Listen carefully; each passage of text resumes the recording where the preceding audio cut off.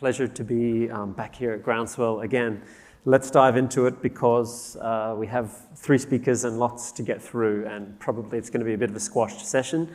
As Joanna mentioned, I'm just going to start with an overview of kind of why the principles are relevant, why we should be kind of thinking about these things, and some of the, theories and science behind it, and then we'll get on to the practical stuff. So I thought first, however, as much as I am going to talk about soil health principles and conservation agriculture principles, we also need to talk about the general principles of life, and it is photosynthesis. That is the foundation of everything that we're talking about, of production, of plant growth, of course, and also of soil formation. Plants and soils work intimately together, and therefore it is this process of the plants breathing in carbon from the air, turning it into their bodies, and then depositing that carbon, transferring that carbon from the air down into the soil, which is what then, of course, drives many soil functions, many soil properties, be that feeding the soil organisms and helping them to restructure that soil or cycle the nutrients from the soil. So in terms of first principles, I would argue that photosynthesis is critically one of those. And I won't go through this slide in detail, but it's just to point out that we're turning that carbon dioxide from air, from gas, into sugar, into physical form. And that glucose molecule, that first product of photosynthesis, is the building block that then the plant turns that building block of glucose into other things: sugars, carbohydrates, proteins, amino acids, colors, pigments, flavors, smells, stems, fruit, seeds, roots, everything. Absolutely everything that the plant is made up of, that it requires, it all comes from that building block of glucose, and that comes from the carbon dioxide.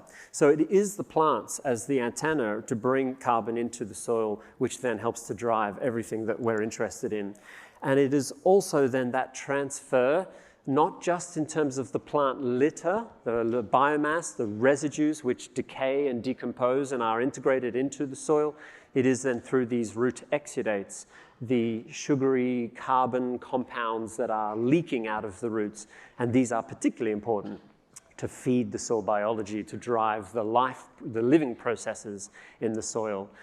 These are especially important there. And it is then that point that actually it is through this action of photosynthesis and plant integration of carbon that actually is the process of soil formation. We talk about trying to build soil health or repair soil health, improve soil health, and yes, that's also part of it, but it is also this process that is soil formation. The classic quote here is, "Soil without biology is just geology." If it wasn't the action of life, the activity of life, meaning plants, and then the organisms that feed around those plants, the action of biology that turns rock, turns geology ultimately into soils, into living functional soils.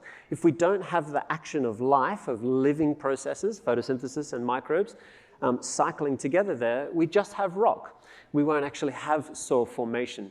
So photosynthesis is key to soil formation, and therefore it's also key to, if we're talking about then improving or restoring soil health, then this is that fundamental process. And from us, in a farming context, in a productive context, we're interested in then these processes to drive nutrient cycling.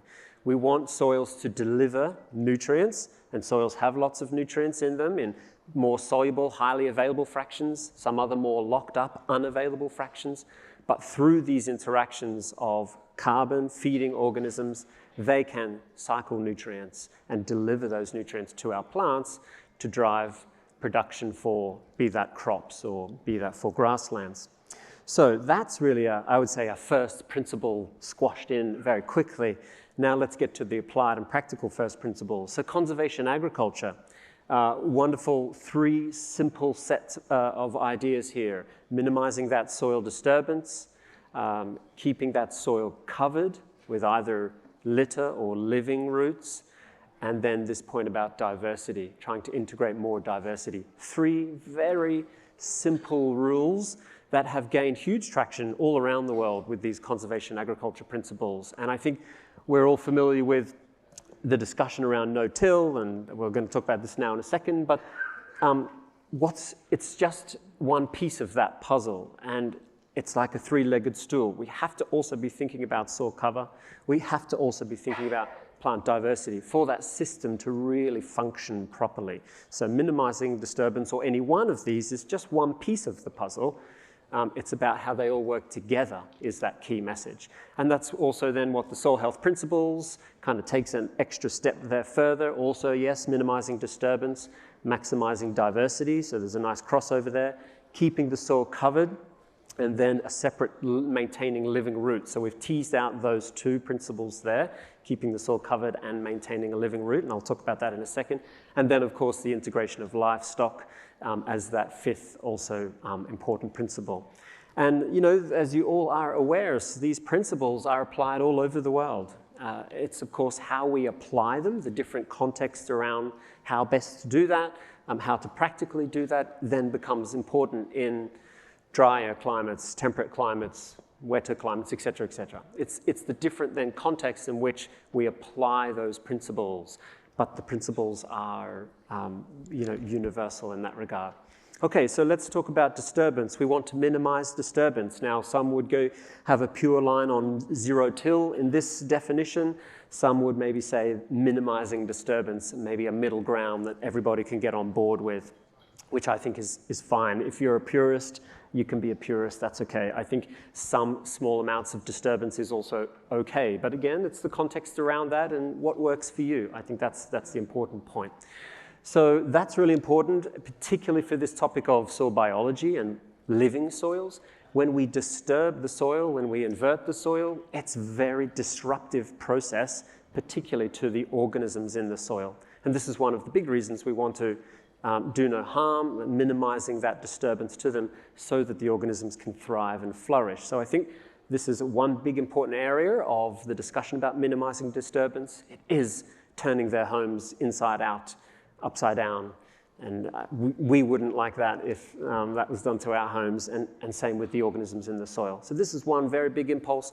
And then, of course, it's the structure, maintaining that soil structural stability, structural integrity. We want to achieve good infiltration when we have rainfall events. We want that water to move through a well-structured soil and to percolate out the bottom of that soil to minimize this kind of thing happening. So minimizing disturbance helps us to maintain that soil structural properties, particularly the porosity. It's the porosity in the soil that lets water get in and lets water get down and out. And the more we move that soil, the more we can close up some of those stable pores and those interconnected pores. So there's some reasons why minimizing disturbance would be an important piece of this discussion. And then soil cover. And this could refer to maintaining soil cover as litter and residues, or the living cover from the living roots, maintaining living roots and therefore root exudates. And this is also a very important discussion. It's not necessarily either or. I would argue it should be a combination of both, but our traditional view, I think in the no-till world, especially if we go back a few decades, it was very focused on litter preservation, stubble retention, protecting the soil. And we often talk about that as an important piece of the puzzle to help build soil organic matter.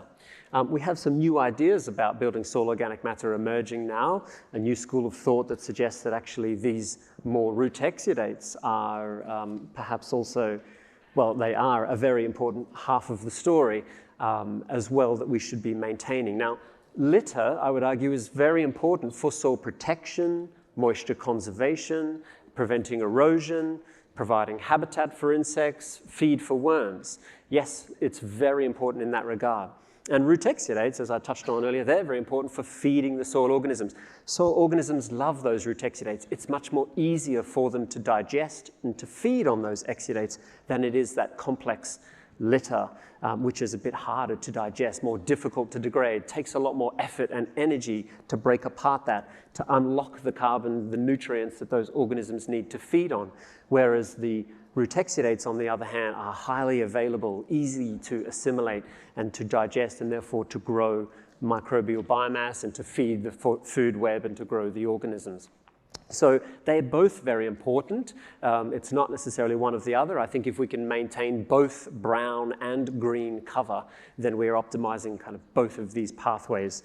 We have this emerging school of thought, as I mentioned, on the exudates, which says that they may be a little more efficient at feeding organisms and therefore building soil organic matter than the litter. And that's really a study here that was exploring this. Our traditional view of what is soil organic matter has been dominated by the thinking that soil organic matter is made up of plant remains that have gone through that various decay and digestion, and that's where we've been very focused. We now understand that soil organic matter is a combination of both plant remains and microbial remains, the microbial dead bodies called microbial necromass. So this is why the root exudates and the living roots soil health principle is emerging to be a very important one, because it feeds the organisms more effectively. That grows more microbial biomass, and when they die, they form this microbial necromass, and that makes up around about 50% of soil organic matter, give or take in some different contexts. So the point here is then that if we want to optimize both pathways of plant and microbial contribution, we need to optimize both the brown and the green cover. And so enter cover crops, for example, one example of how we can maintain living roots, maintain green cover during the off-season, during the unproductive season, and that's a whole big discussion that we're not going to go into today, but just giving you a nice example of where that principle is being applied. And yes, when we keep the soil covered with those living plants, yes, we feed soil biology. Organisms in the soil, be that micro through to the macro, they need that carbon. They need that energy that the plants are bringing in. And so in terms of optimizing soil biology, we have a great kind of review study here that's pointing out that, yes, cover crops can increase soil microbial abundance, so the organisms, the numbers of those organisms, their microbial activity, how active they are, and to a small extent, they can improve the microbial diversity of the soil living components there. So yes, cover crops do help to feed soil biology. We have lots of kind of good evidence and studies that support that microbes love roots and root exudates. Okay, so that's permanent cover in a nutshell. Let's have a look at plant diversity. This is the other one that's emerging perhaps more in recent times. And it's just this point that says we have to kind of shift away from our simplified landscapes, our monocultures, etc., and integrate more agrobiodiversity, have more diverse productive systems. And this is true if we're talking in-field or also farm-wide, making use of the field margins, the non-productive areas, the bioservice areas that can still also provide other ecosystem, ecological function, as well as then trying to optimize diversity in the productive areas. So that could be diversity through time, better rotations, novel cash crops, for example, making use of annuals if we're a perennial system, or if we're an annual system trying to bring perennials in, or summer, winter species, warm, cool season plants, etc. This could be companion crops, intercrops. So again, trying to bring more diversity into the actual productive space, more diverse pastures, the multi-species pastures, the fertility lays, these kinds of things. And then some of that other ecological infrastructure around the edges, the flower strips, biodiversity strips, bird seed strips, use of trees with cropping, trees with animals and grasses, silver culture, etc. So all of those various things in which we can try to increase diversity. And in the field level, the benefits are obvious. In, of course, a grassland system, it's very easy to go this diverse, to have these wonderful mixes of different species with different rooting depths, different activities, different flowering times. They're all doing different things, different functions, different plant families, and there's a lot of benefits and strength and resilience that comes with that greater diversity versus the uniform stand that we see on the left-hand side. Of course, that's very easy to go that diverse in a grassland setting. It's a lot harder to do in a cropping and an arable setting. And that's where, therefore, even that step from 1 to 2 can be beneficial. Great to see the companion cropping discussions and the intercropping discussions happening these days, that indeed there can be a synergy when we have 2 root systems interacting, 1 + 1 equaling 3 here. One root system doing its thing, another root system doing its thing next door, and together they interact and can change the overall dynamics of microbial, soil biological activity, nutrient cycling, soil structure, just having two different root systems can very much change the soil properties. Even that small step from 1 to 2, I think, is still very relevant, nudging away from the monoculture, nudging a little bit towards more diversity. Okay, and then we have livestock integration. And the obvious point there is that a lot of our pastures are perennial, and there's a lot of advantages that come with perennial-based systems. It's permanent living roots, and because those perennials, of course, are there every year, they allocate more carbon below ground. They allocate more energy, more reserves into those roots because they know they're going to come back next year. So perennials versus annuals, they have much bigger root systems. They allocate more carbon, therefore more energy down below. And that helps to improve and drive soil health and soil stability and functionality, etc., versus our annuals, which have much smaller root systems. They're shorter growing cycles. They put more energy and effort above ground, less below. And so by default, as soon as we have a perennial system, it's easier to maintain soil health, as I'm sure you're all aware. So that's one immediate advantage of the livestock integration. And then, of course, it's the effect of the actual animal itself in then making use of those perennial plants, cycling that carbon from the grasses and pastures, etc., through the rumen into the manure, but also that beneficial interaction of the foot, of course, a little bit of soil disturbance there, a little bit of integration of that litter into the surface of the soil from that animal impact. And so then we also have that opportunity to not only have livestock, perennials, plus diversity. You can see here with these multi-species pastures, plus we're maintaining living roots, keeping those root exudates on, et cetera, et cetera. So many, many benefits then to also the livestock piece of the puzzle amongst all of that.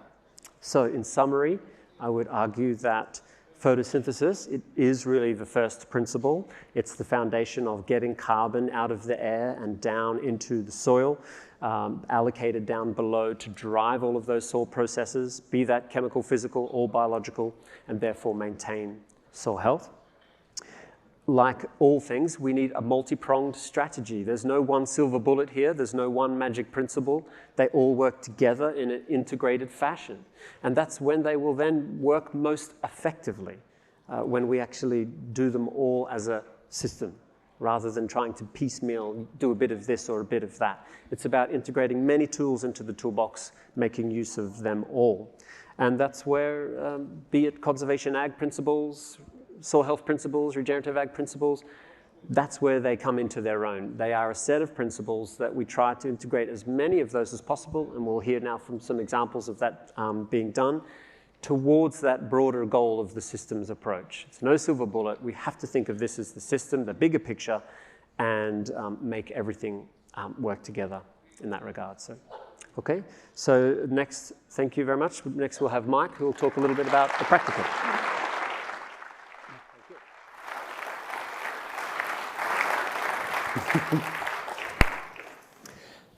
Good morning, everyone. So the principles really of regenerative agriculture, a lot of people think it's very new. It may well be new to yourselves, but in actual fact, before we had intensive agriculture, really, before the huge levels of nitrogen came onto the scene, really, that's what people did. That's what they farmed. They created biological processes, and building fertility was what there was all about. And what I really wanted to show you a little bit today was some of the links between the past and the present, to show you that actually that this regenerative process has been going on in the background for a long period of time. And it's all about biology. You know, remember the last 70, 80 years, we've had farming systems based on chemical agriculture, the chemistry of soils, and that has denatured soils and upset biological systems. And we're talking about really bringing biology to the fore. And this was really an interesting journal that was produced in 1925. And it was one of the directors of Rothamsted, Sir John Russell. And he was doing a 25-year study on nitrogen. And just at the bottom of the journal, he talks about it's now recognized that organic manure, and especially farmyard manure, does something which ordinary artificial manures cannot do, at any rate on arable land.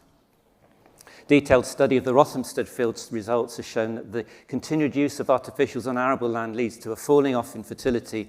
The crop yields diminish after time, although in the first few years the yields are very high. So nearly 100 years ago, and only a couple of weeks ago, I came across this family. This is just basically doing an interview for Profy magazine on converting their manures into compost. And just that lovely little comment down here. Look, the farm looks better for the use of composted muck. The pair believe artificial product has a negative effect on soil biology. Comments Hugh, soil health is now improving due to a holistic approach. It's interesting, isn't it, that somebody has found out the same solution that we'd had in a trial maybe 100 years previously. And just another example, really, this was a field options trial at Harper Adams on grasses. And this was done in 1919 to 2021, so it's a 3-year study. And each one of these colours is a different year. And if I just try and explain it for you, the Abereve is a pure grass. It's a single species grass. The hybrid 3+3 with no clover is a number of different species of ryegrasses. And then we went to hybrid 3+3 with clover, white clover and legumes. And then the hybrid 3+3 Pro-Nitro had additional red clover involved in it. So the interesting thing here is that the two with the legumes had no nitrogen on, but for every year of the trial, they out-yielded the straight species and the mix of ryegrasses with 250 kilos of nitrogen. And it's sort of a bit of a no-brainer. So why on earth have we been doing this?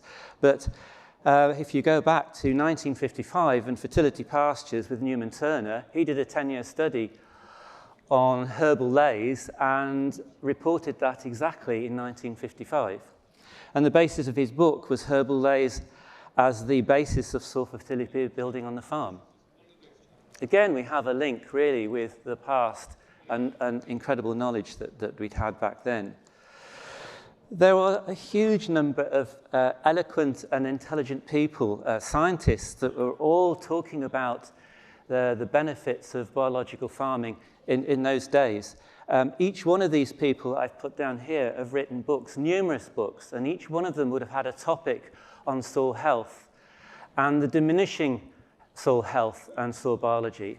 And if you'd read them today, you would think that they were written for today in terms of soil degradation. Lady Eve Balfour was one of the founders with Sir John Russell who started up the Organic Association. But I think if you read the books that they were talking about this situation, it was in desperation really for the onslaught of nitrogen fertilizer that was coming along. And she set up a 40-year study called the Hawley experiment. And if any one of you would be search it on the internet, there's some amazing stuff over those 40 years talking about how agriculture works within nature and the ecology of the whole system. And I believe really that it wasn't necessarily about organic farming against conventional farming. It was about farming of the time, which was basically trying to compare with the onslaught of new intensive agriculture. And right at the bottom here, she said she believed that mankind's future and human health were dependent on how the soil was treated, and ran the experiment to generate scientific data that would support these benefits. In the first living soil they did in 1945, they talked about a method of creating a 1.5 cube composting system with aerating valves in there. It is absolutely the system that we talk about today in terms of developing for compostees. They even talked about the fact that composting was incredibly old and ancient even when the Romans were about. So composting was important simply because it was really, really part of how we built natural fertility within the soils. The other Acres USA is set up in the 1970s by a fantastic guy called Charles Waters. It was founded on the belief that the world did not begin in 1948 when the research and development bonanza of World War II came about. And basically the world of scientific farming, attuned to nature, did not stop dead in its tracks. And in fact, it has been developing information and trials ever since. So my argument really is for those who think the regenerative is something new onto the market, really. It's always been there, always been in the background. It's just perhaps being pushed to one side a little bit. But there is a huge amount of information and help out there to develop new systems. And when you come to Groundswell, you see it's farmer-driven, farmer-led, farmer-created. It's a fantastic way to build a new system. The next stage on really is we even have government beginning to support things. So with the potential SFI schemes coming along, we have packages now to support regenerative changes. So support for moving into lower input systems, reducing use of insecticides, winter cover crops, established companion crops. The example on the right, which is a blend of wheat varieties, we worked out really that we could probably get around £450 subsidy or a payment to be able to move into these sort of systems. So with the issues we have with climate change and pollution, these are all systems which are beginning to help you move towards a better process. What we have to realize in these new systems really is that they're all carbon-driven. And we're moving from a nitrogen-driven system to a carbon-driven system. And to do that, we have to find a way of capturing carbon. For those in the southwest, maybe, or over on the west coast that have grassland, manures, and cattle, they already have that system. But for us that are changing from a denuded system, if you like, with low organic matters, we have to find a way of capturing carbon on a regular basis. And this was just an example of what you can achieve when you get a big cover crop. This was planted in the first week of July, and in 9 weeks, we managed to achieve a connection and collection of nutrients from depths approaching 350 kilos of nitrogen and 260 kilos of potassium. So we have farms that have been able to grow cover crops on a regular basis over an 8-year period, have increased their potassium indices from 0 to 1 up to 5s and 6s. So we've actually gone too high. We're having to sell straw off the farm to manage the potassium levels. And the dilemma with all this cover cropping really is how we get connection into the soil to be able to develop at depth, to scavenge, to capture, to collect atmospheric carbon and nitrogen, and to recycle. And for those who probably have a real difficulty, if you like, in growing cover crops, and especially farther north we go, we're even beginning to talk about it would be better to have a small amount of time off to be able to create a really big change. Because once you've had a change in this sort of area, you begin to see massive changes within your system. And you can see you're developing dynamic connections between the atmosphere and the soil via the plant. And what we're doing is begin to start creating regeneration rather than degeneration. For those of you who have an awful job putting early cover crops in, we have people now looking at the schemes because they're gentle processes that are going to be able to capture and retain carbon in the system. So for us, we've got the AB15. This is an example of a farmer who just can't stand dealing with anything with the government. So he's taken a year off, 2 years off, and he's put an AB15 in, and he'll graze it, and he'll cut it. And you can see, again, we've got this extension phase where we're getting these deep rooting systems. So you're collecting and retaining all these nutrients within the system. So there are lots of ways I think we need to think about how we change farming systems to be able to accommodate carbon capture. A lot of farms are moving into blends, and we're talking about as we manage to build nutritional systems in your soil, we can start to reduce purchased nitrogen into the system and create efficiency. And once we start to reduce nitrogen, we can begin to put systems together which are reducing fungicides. So one thing leads to another, to another, to another. And these are just two examples, really. One on the left has had 100 kilos of nitrogen plus a couple of foliars. That's had no fungicides this year whatsoever. And then on the right is a wild-farmed heritage wheat, which has had 40 kilos of nitrogen and 40 kilograms as a foliar. But you begin to realize that when you start reducing your nitrogen inputs, that everything starts to change. So you're stopping the promotion of weeds because you're taking nitrogen away. You've got plants which are growing much more resilient because they're growing within their own capacity rather than being pushed. And that leads us really on to soil types, really. And the picture I showed first off shows you really a highly biological soil. Those systems are easy. You can direct drill, you can compact them, you can do whatever you need. They tend to repair. You've got good connection, good root systems. But for a lot of people down on the right, their systems aren't really suitable for direct drilling. We have to create a system to be able to repair. And in many cases, we've had farms that have bought direct drills, and over a 10-year period, nothing really much has happened. We have to think about how we manage air and water, how we delicately put carbon into the surface and allow microbes to begin to proliferate, to be able to create the gums and gels to stick soil particles together to give you crumb structure and porosity. It's a process and a dynamic process. And it may well be on your farm, you'll have fields on the right here and fields on the left. And it's a process that we have to begin to really get down to understand really what our soils are doing. And I've put the Vida cycle link here because the Soil Mentor app actually is a fantastic way of linking in and looking at soils from a physical point of view, of measuring and taking pictures. So your starting point, you get a record of moving forwards. It's a really good starting point for people who want to get down and begin to understand soil change. So an example really of a starting point is very difficult. We can't really start with a direct drill here.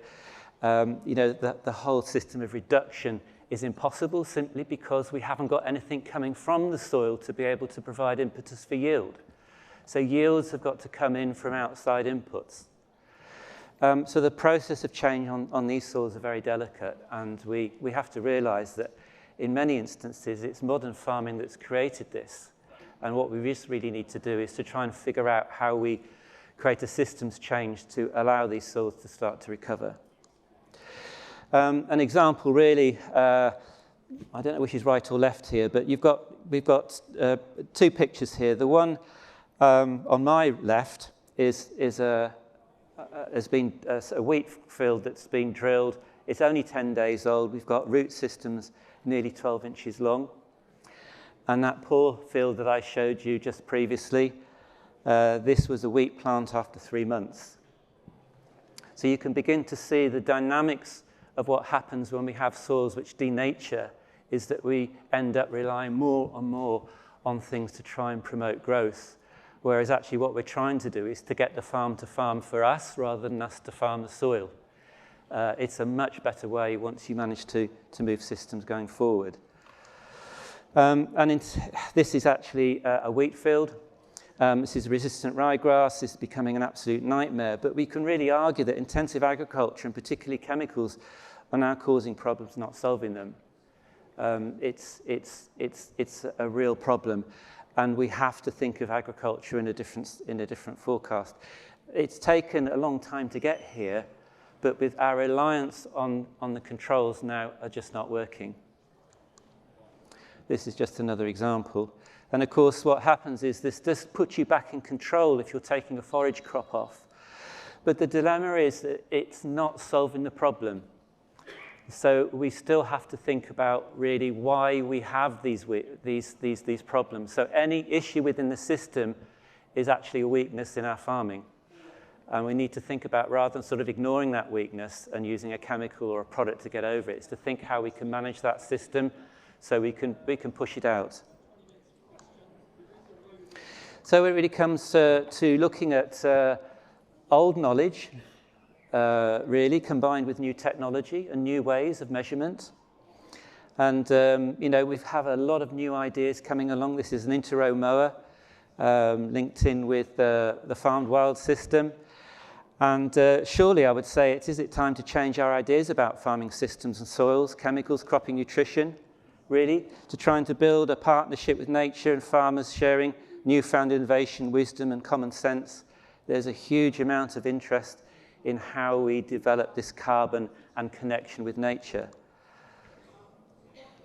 So I just put this in. Wild Farmed really has this fantastic new idea, really, of linking in with the consumer, producing food without chemicals, innovative systems with polycropping, understories, and you know, it's really connecting everybody from the plate to the grower with the environment. It's a fantastic way of looking. There's so much technology and innovation coming along, if and when you would wish to look at all this. So there's some fantastic stuff.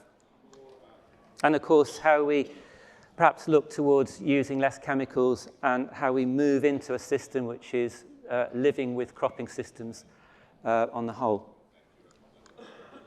So in all of this, we talk about intensive arable farming systems, but we have to understand that there are people in the country that have never done anything different apart from regenerative.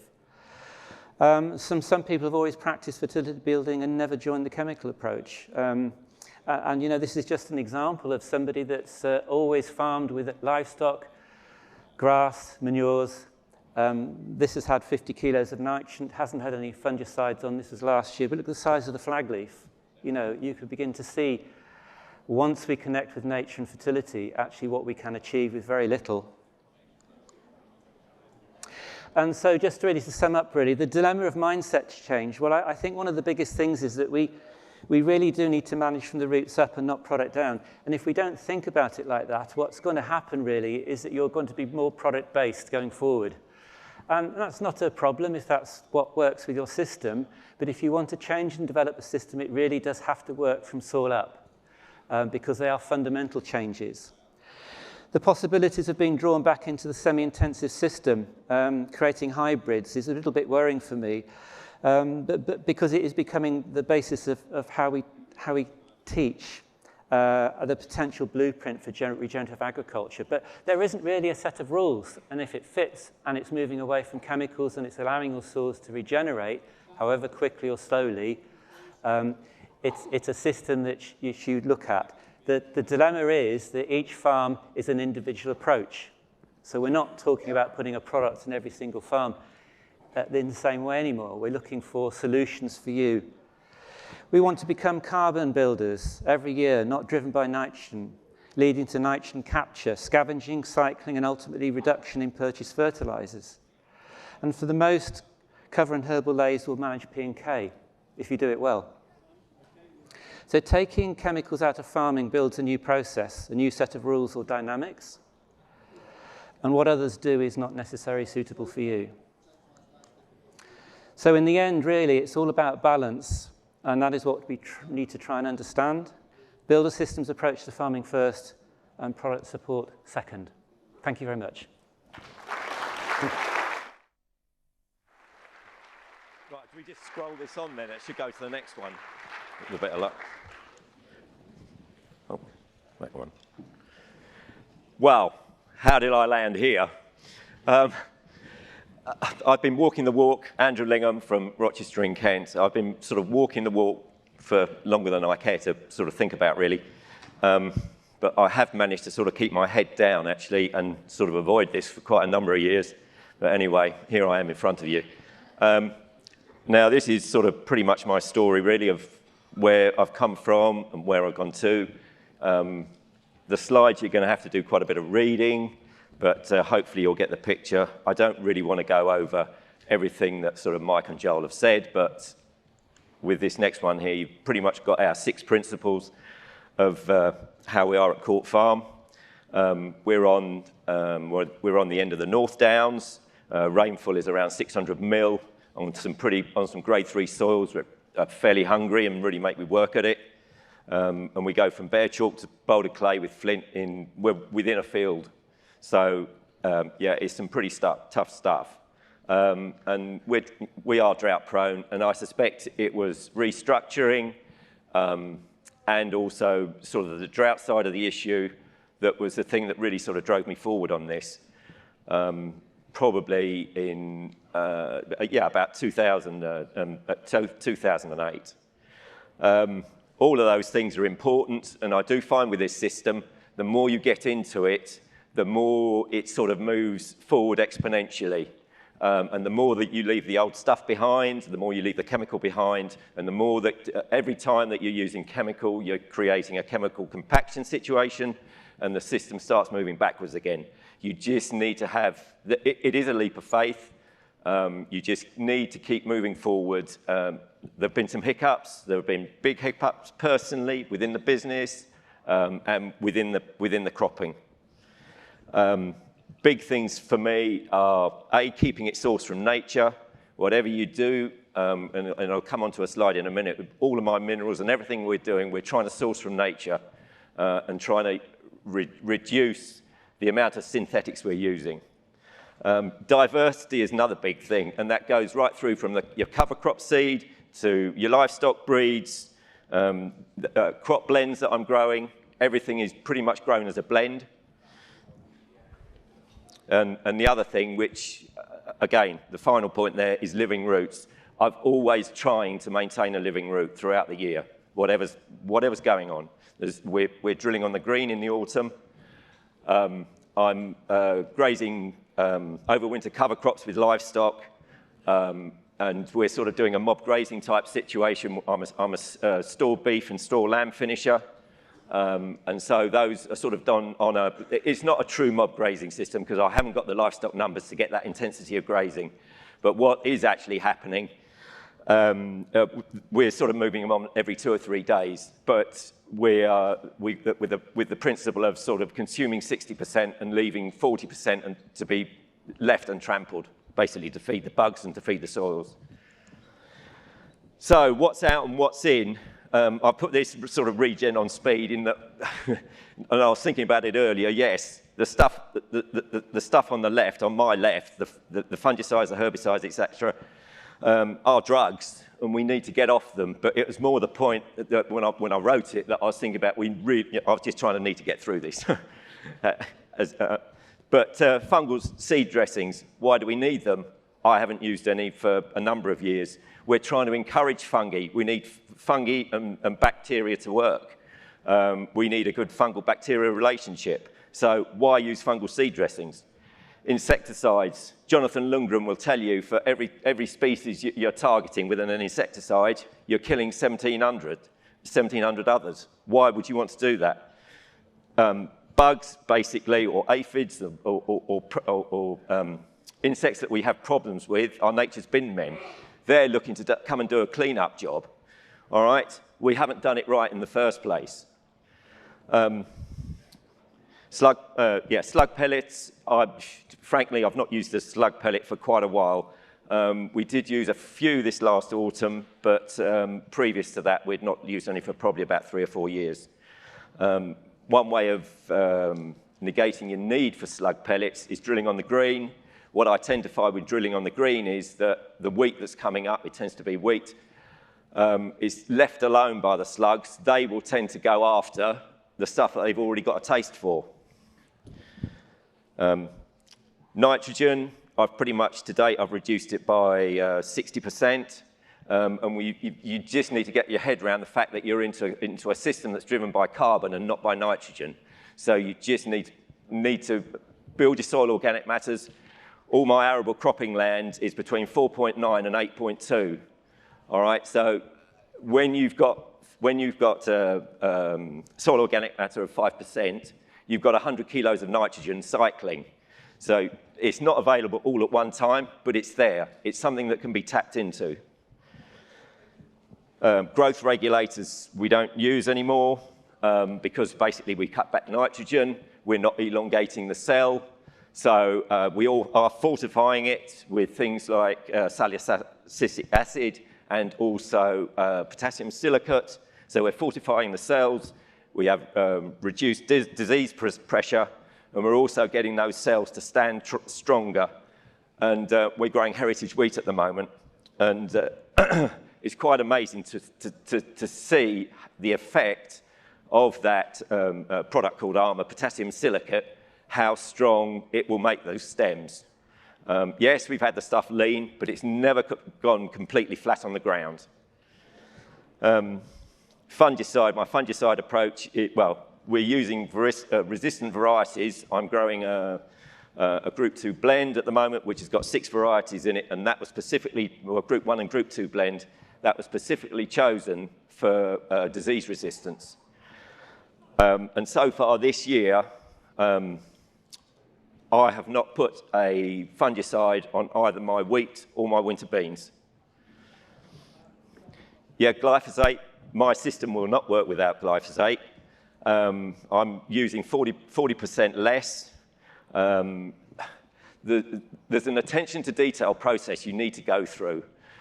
You need to get your pH down to somewhere around 3.5 of the whole solution to make the stuff work better.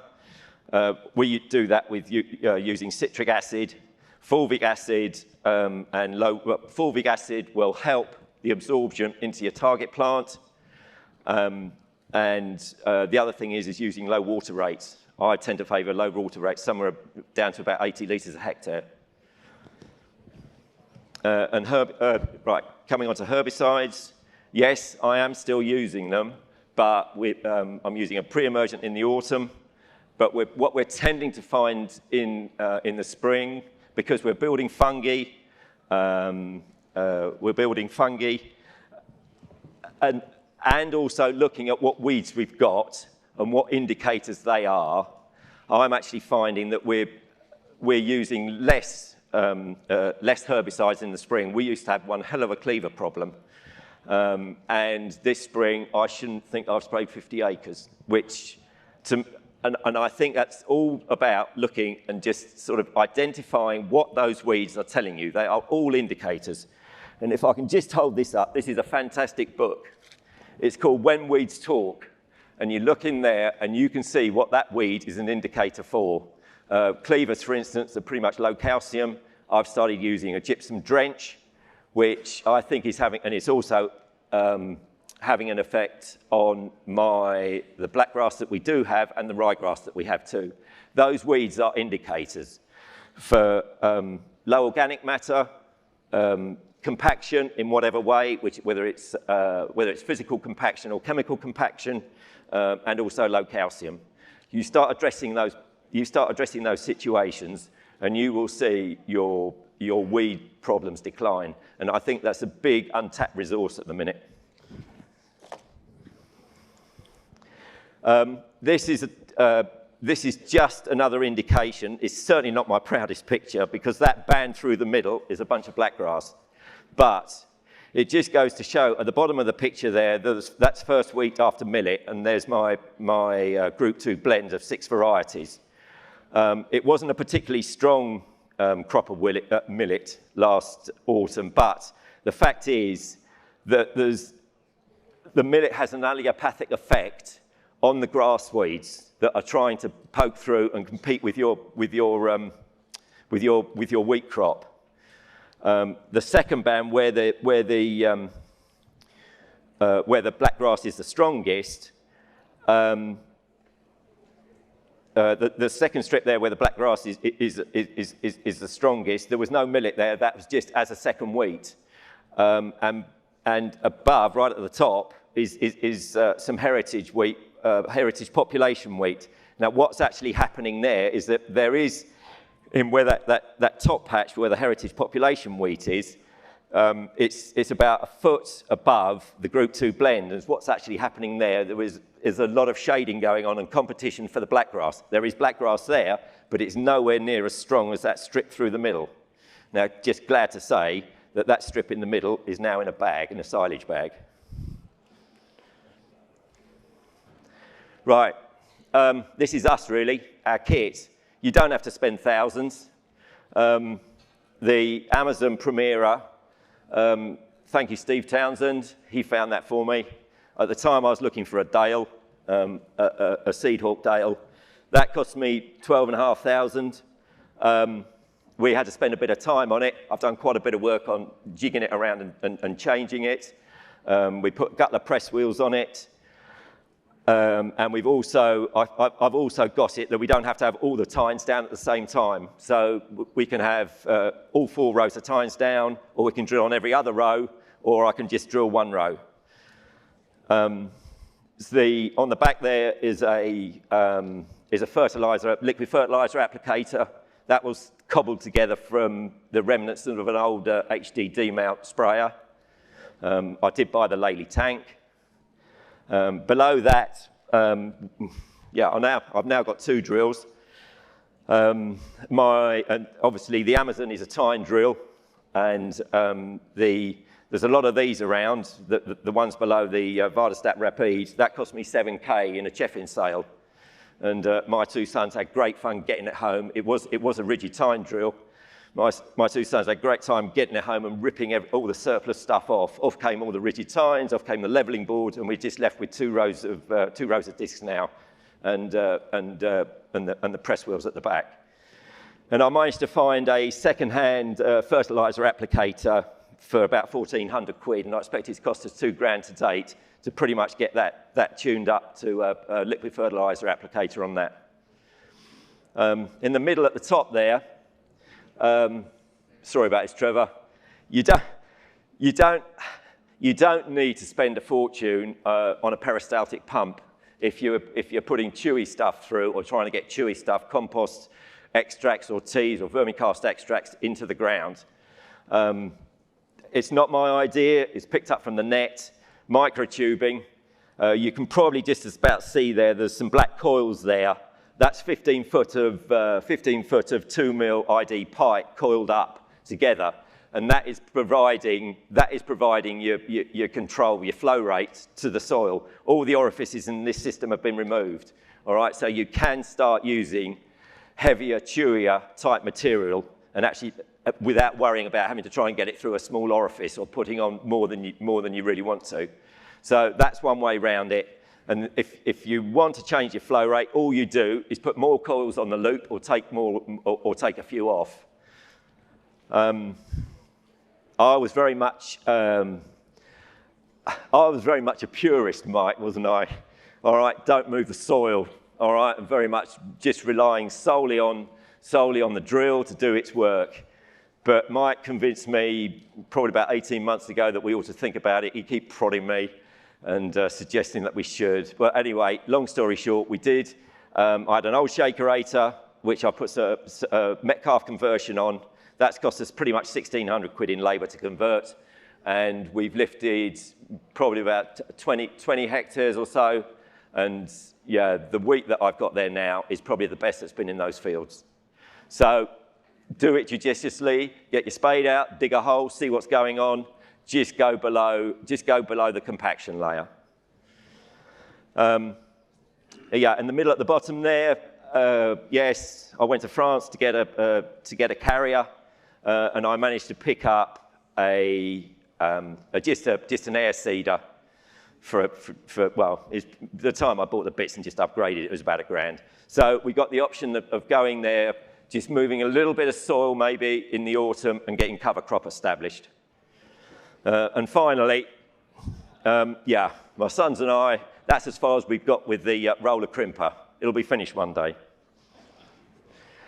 Now, this is just quite interesting. I'm lucky enough to be in Southern Water, in the Southern Water catchment area. This is just some figures of what we did last year with an overwinter cover crop. You can just see the financials. The financials that are on my right-hand side, they're paying me 135 quid a hectare. Now, this won't happen in the first or the second year of you being in the system, but I'm just put that up just to show you what the potential is there. There's an average there of 150 kilos of nitrogen, all right, in that system.